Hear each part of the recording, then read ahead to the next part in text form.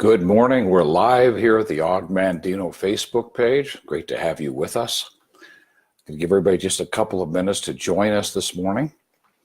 I want to capture this also on the cell phone, so bear with me while I hook that up.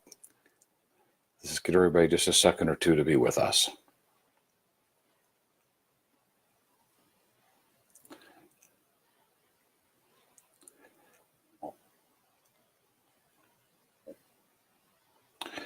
By the way, it was so exciting yesterday, for those who had a chance to take a look, that on the Og Mandino page, we had, I'll give you the latest number. It was very exciting that we've had thousands of people join us for this experience. Matter of fact, it's right at 12,000 people. 12,000 people have joined us. Could you imagine what could be accomplished in 2019 if 12,000 people made the decision to greet this day with love in their heart? This is scroll number 2 from Og Mandino's Greatest Salesman in the World. As I mentioned yesterday morning, all of the scrolls were written in one night. And of all the scrolls, this is the only one that Betty asked him to make some amendments to. Now, he wrote these on an IBM Selectric typewriter, so it wasn't cut and paste. It was just type, she read, he made some changes. Here's a great secret about scroll number 2. Og made it much more simple, but he also took out a lot of explanation, which means the only way we can truly understand these words is to actually live these principles. Because in living them, the words of the scroll just come alive. So my mission this morning isn't to teach you the words, it's to prepare you to live these principles. So welcome. Got people joining us already. Oh, so great to have you here. Scroll number 2. I'll greet this day with love in my heart. And Og makes one of the most emphatic statements in the scrolls. It's so critical that we grasp the magnitude of what he says in this opening line. When he says, "For I will greet this day with love in my heart, for this," love, "is the greatest secret of success in all ventures." That's relationships, business, etc. You know, sometimes out in the world, they tell us to dominate, to take over, and to be on top. The one who captures this concept realizes that the one who leads is the one who loves, who lifts and builds, who sees people differently. See, when Og wrote this, he understood that love had, in Greek, had four different words. Greeks had 4 words: eros, pia, philo, and agape. Eros, erotic love; pia, maternal love; philo, brotherly love, Philadelphia, the city of brotherly love; agape love. That's what Og is talking about in this scroll. Agape love is a heightened level of awareness. You might want to write that down. A heightened level of awareness. It's walking into a room, and it's not about how you're showing up. It's about where people are. Where are they? What's happening in their life? Lifting and building and inspiring them to be the best they can be. That's agape. It's about clarity. It's about accuracy. It's about compassion. It's about empathy. The greatest among us are the least, in that they don't make it about themselves. It is about the other person. What a great thing to discover, especially if you're trying to be a guru or something. Oh, stop it. Become the one who lifts and builds, who hears the cry of that single mom and responds and shows up and does what's necessary to help. Be that person, and you'll find great joy in your journey. You see, in this scroll, Og makes it clear that it is not about us, it's about them. And at the end he says, and most importantly, I'll love myself. And he talks about that, which we'll go into in a few moments. But why? Why? So that we're whole and complete and totally available to do so.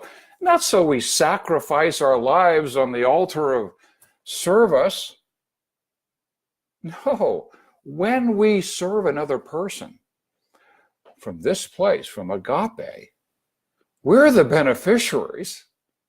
We're the beneficiaries. The feeling that we have, the joy that we experience, we're the beneficiary. It fills our cup. So Og says, let's become whole and complete. And he tells us how. And then let's be totally available to serve another person. I'm so excited to go into these scrolls with you because he starts off with muscle can split a shield and even destroy life. But only the unseen power of love, agape love, will open the heart. And until I master this art, and it is an art form, it's called intrinsic validation. We teach it as part of the Og Mandino program. Intrinsic validation, how to step into someone's world, take down their walls of resistance, create a connection. Until I master this art, I'm no more than a peddler in the marketplace. What is a peddler? Think about a peddler with the pots and pans hanging on the outside of the wagon, standing in the street, using some kind of brilliant sales technique to swindle the people out of their money. We don't want to be a peddler in the marketplace. Whatever you do in a relationship, whatever you might do for your business, you don't want to peddle your products. You want to serve the people. You want to find out where they are, what their challenges are, and find out how what you have can serve them. That's using agape, focused on them. And he tells us, I will make this my greatest weapon. That's an interesting visual. Weapon, and none on whom I call can defend against his force. Love is a weapon. It can't be manipulated. Yeah, it can't be faked. We actually have to care about people. And when we do, miracles can occur. So we use it as our greatest weapon to be in service. Now he tells us, this isn't about us. He says, they might not like my reasoning or my speech or my apparel or my face or even the bargains I offer. Yet my love will melt all hearts like unto the sun whose rays soften the coldest clay. What a poet. He's basically saying we can take the walls down of the coldest heart, the coldest heart. He doesn't give us a time frame. He just tells us that love can actually do that. So if we focus with agape in the service of another, no matter how much their wall is up, we can get their wall down. Now there's a couple exceptions, and that's when we get into addictions and mental illness. There's some other challenges that people are facing where these rules may not apply the same. But the vast majority, we can take down their walls with love, their walls of resistance, and create connection. Then we have what I believe is one of the most profound paragraphs in literature. Yeah. He makes it really clear. I want you to hear these words carefully. Anybody on this live with us who's had painful challenges in their life, who might be dragging some of those things around behind them in a giant bag, it's painful. He tells us what to do with them. He gives us a hint. I'll read it to you. I'll greet this day with love in my heart. And how will I do this? Henceforth, I will look upon all things with love, with agape, with this new heightened level of awareness. I'll see them differently, and I'll be born again. Today I begin a new life. Today I shed my old skin. This is one of the things we do to begin that new life. I will love the sun, for it warms my bones, yet I'll love the rain, for it cleanses my spirit. Think about this. When have we been in the sunshine? Things are wonderful. What kind of rainstorms have you experienced? Did not those rainstorms cleanse your spirit? Prepare you. So he's asking us, how are we going to do this? How are we going to connect with another person? Could it be those rainstorms have in fact uniquely prepared you to serve. I will love the light, for it shows me the way, yet I'll love the stars. They will show me the darkness, for they show me the stars. So I love the light, it shows me the way, yet I'll love the darkness, for it shows me the stars. Well, mythologically, and these scrolls were supposed to come from ancient times, right? Mythologically, the stars were diamonds.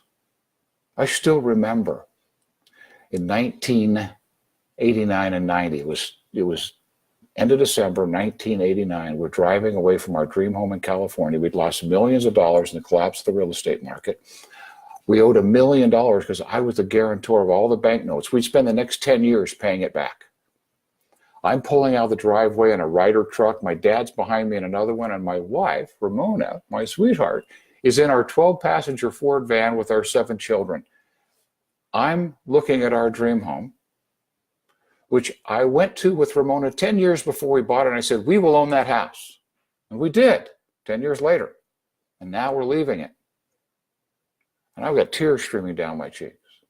And I look over and I see her, and I knew she was singing camp songs with the kids because they were bouncing on the seats, all excited for this new journey to wherever we were going to go. I still remember that moment. The sunlight of success can often obscure the stars in our lives, and sometimes we need darkness to see the stars. That's a blessing. I look back now at those 10 years, greatest thing that could have happened. God loved me enough to give me that experience, to learn principles. Goes on to say, I will welcome happiness, for it enlarges my heart, does it not? Yet I will endure sadness, for it opens my soul. Gahil Gibran on joy and sadness, that they're partners, that our heart is capable of feeling love to the extent it's been harrowed out by sadness. Sadness prepares us to love at a deeper level. Then he tells us, I will acknowledge rewards, for they're my just due. And then a line that took me a little while to swallow. Yet I will welcome obstacles, for they are my challenge. Why would we welcome obstacles? Well, as we begin to practice and we begin to welcome them, actually living the principle from the scroll, we discover they're going to happen anyway. Obstacles just happen as part of life. And are we going to live in resistance and resentment? Or are we going to embrace them, learn from them, push through them, and move forward a better person? Well, we waste a lot of time in resentment and resistance, and we can actually find a joy in embracing. I'll greet this day with love in my heart. And how will I speak? I'll laud mine enemies. And they will become my friends. I'll encourage my friends, and they'll become my brothers. No longer we're going to scratch for gossip. When was the last time? Make a note, if you would, in the chat section. When was the last time someone cared enough about you to just listen until you felt understood? And they didn't try to fix you or give you advice. If you can remember the moment, remember the name, would you write in the chat, thank you, and write their name down? Let's take a moment and thank them. They are rare. This is really unusual when it happens. I've spoken in front of large audiences, 3,000 people, and I ask the question and 7 or 8 hands will be raised. It is so rare. Og is inviting us to become one of those rare people. Let's take our life experience. Let's show up and really listen until that person feels understood. Greatest gift we could give. And guess what time it is? It's Hanukkah right now. In a few days, it's going to be Christmas. This is the season for giving someone the gift of feeling understood. Let us be that person. How will I act? I love all manners of men, for each has qualities to be admired, even though they be hidden. We may not see them till we get their walls of resistance down and connect with them. Then he talks to us about several different people. The ambitious who will inspire, the failures who will teach, the kings who are but human, the meek for their divine, the rich for their lonely, the poor for their so many, the young for the faith they hold, the old for the wisdom they share, the beauty for their eyes of sadness, the ugly for their souls of peace. Some harsh words. But let us use our experience, agape love, to show up in the service of another person. Then he makes a shift. How will I act to the actions of others? How will I react? He tells us love is a shield. So we just look at this. This is agape. I wear it as a shield. And he says we use it to open the hearts of others. But we want to wear it as a shield. And I left out a line that's so important. When he talks about love, with love, I'll tear down the walls of hate and suspicion which surround their hearts, and in its place, I'll build a bridge. That's taking down that wall so that my agape love can enter their soul. So we're going to use agape to tear down walls, build bridges, and let love into people's souls. Then we're going to use it as a shield. So just imagine this. And all of a sudden you get one of those arrows from somebody, right? And we all get them. Usually we engage in arrow, spear, rocket, bomb. Arrow, spear, rocket, bomb. Because when an arrow hits our heart, we take it out, we tip it with a little bit of poison and send it back with a postscript. That's the end of it. They say like heck, and back comes a rocket. Then we send a bomb. Arrow, spear, rocket, bomb. Too many relationships live in arrow, spear, rocket, bomb. He's telling us, wear love as a shield, your awareness, so that when the arrow comes, you can see it for what it is. Oh my goodness, they must be tired. Oh my goodness, they must be frustrated. What is going on in their life that could be creating that kind of behavior? Oh my goodness, let's turn it into the softest of rain. And as we practice with agape, seeing the person, not being offended by the action, he said one day we'll be able to set that shield aside and walk unencumbered. Those arrows won't affect us. They just won't affect us. Now, I don't know about you, but I still have to wear my shield. I have to wear my shield, because if I don't, that arrow hits my heart and I'm going to react. I don't want to be in that space. So let's make sure we have our shields up, especially when you're spending time with people at Christmas time, right? Family members, those ones that sometimes just, no matter what they just have this way of, let's just see it for what it is. Maybe they're lonely. Maybe they're sad. Maybe they're frustrated. Maybe they're jealous. What's going on in their life? How do they feel? Step into their world. Take their arrows and turn them into the softest of rain.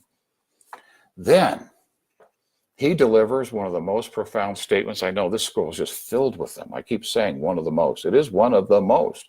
Because it wasn't until 1992 that the scientists found a neuron called a mirror neuron, like mirror, mirror on the wall. For those with high levels of empathy, they reside primarily in the amygdala, in the fight or flight center, the overabundance of them. They're like a highly defined or refined, a radar system. We process a certain amount through our optic center, but our mirror neurons are picking up the balance. They send a signal to our brain, molecules are released to our body, and we either feel comfortable or uncomfortable. And it happens before we have conscious thought. Well, we walk into the room to talk to someone, they have mirror neurons too. And how we show up impacts that mirror neuron and the message it sends to the brain and the molecules it releases to the body. And someone is either attracted to us or repelled by us. This is the law of attraction. It's physiological. How we show up. We have 200 sets of muscles on our face. 200 sets. The math is 2 to the power of 200 minus 1. That's billions of different possibilities and facial expressions. FBI profilers could read 1,000 or 2, but a mirror neuron picks them all up. So what do we do to override? Because Dan Goldman, who wrote Social Intelligence, made it very clear, we cannot hide our thought processes. They leak out on our face unless we're a psychopath. And then we can actually lie to ourselves and everyone else, but we're not psychopaths. So what we're thinking leaks out on our face. Fake it till you make it? How ridiculous. How ridiculous. It leaks out on our face. So how do we address this? Remember, it's not about us. It's not about our fear. It's not about our doubt. It's not about the commission we need. It's not about those things. It's about them. And how do we make it about them? He said, I'll say to myself in silence, the silence is critical, and to myself, I love you. When we meet someone. That's powerful. I love you. What does it do? And wrinkles my brow, brings a smile to my lips, shines in my eyes. Og in 1967 is writing about the impact of a mirror neuron and how to impact a mirror neuron. Talk about an inspired paragraph. Smile to my lips and wrinkle my brow. Can you feel it? Because Og says, echoes in my voice. And the heart is opened. And who is there who will not buy my goods when his heart feels my love? Feels my love. Challenge to everyone you meet today, silent to yourself, I love you. Let it bring smile to your lips, an echo in your voice, wrinkle your brow. See what kind of connections occur as a result of that. We're just about done. Thanks for a few extra minutes this morning. And most of all, I'll love myself. How do we show that love? I'll zealously guard what I take into my mind and to my body, my heart, and my soul. Never will I overindulge the requests of the flesh. Rather, I'll cherish my body with cleanliness and moderation. Never will I allow my mind to be attracted to evil and despair. Rather, I will uplift it with knowledge and wisdom of the ages. Never allow my soul to become complacent and satisfied. Rather, I'll feed it with meditation and prayer. Never will allow my heart to become small and bitter. Rather, I will share it, and it will grow and warm the earth. And Og ends with this statement. With love, I will increase, if I have no other qualities, I can succeed with love, this agape, this heightened level of awareness about other people and myself. With this one quality, I can succeed. Without it, I will fail, though I possess all the knowledge and skills of the world. So let us go today and begin this practice. Let's look for the good in every situation. Let's love everyone, no matter where they come from in life. There's no big or small. They're human beings. Everyone's a human being. Let us wear our shield when we're in a conversation where someone's throwing arrows, so we turn them soft as rain. And let us say to everyone, silently and to ourselves, I love you. And most of all, love yourself. Zealously guard what you take into your mind and your body and your heart and your soul, so that you can be whole and complete and fully available to serve others, because that is where the joy comes from. Well, everyone have a blessed day. Thank you. Please share this out. And if you haven't done it, go to habitfinder.com and take your assessment. It's free. You get the whole thing. And find out what habits of thinking are supporting you in loving other people, which habits aren't. The area you're going to want to look for in the assessment is under people. It's the fourth section you'll look at. Take a look at empathy and all those measurements and see how clear your thought processes are and whether they'll support you. And one last thing, take a look at the measurements in terms of self-esteem and ask this question. Wow, does my self-sabotaging internal dialogue ever get in the way of me getting inspired ideas about how to serve other people? And if I get them, do I ever talk myself out of them? I think you'll be surprised how clear those scores are in people Embrace them. It's the season. Let's give the gift of leaving people feeling understood. Let's be one of the rare ones. Thank you.